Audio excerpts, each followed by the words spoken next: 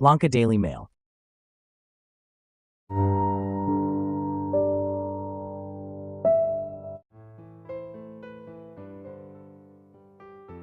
ලූ කියලා අවසන් කරන කවියක් නොමරණු හීන කල්පොතේ ඇතුළත් වෙනවා.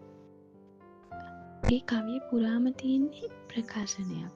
ඇඟවිල්ලක් කරනවා. ආදරණීය ඉල්ලීමකට වඩා ලස්සනට ඇඟවිල්ලක් කරනවා. ලූ කියන ප්‍රකාශය හරිම ඕලාරිකයි. ඇල් මැරුණු ගතියක් ගෙනේ නැහැ.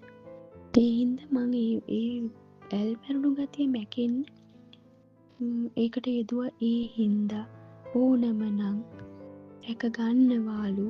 ඒ වගේ වචන යොදලා ඒ කවිය තව ලස්සන කරා. මට හිතෙනවා අපේ ජීවිතවල අවසාන භාගය බොහෝ වෙලාවට අපි ඩිරෙක්ට් කිසි දෙයක් ඉල්ලන්නේ නැති මට්ටමකට පත් වෙනවා.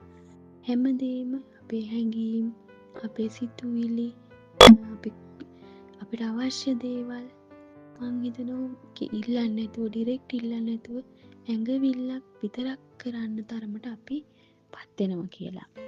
මම ඒ කවිය කියන්නම්. සමනල්ලු කැමතිම යාලා ආදරයෙන් යන සමනල කන්දේ හැපිලා මැරෙන්න.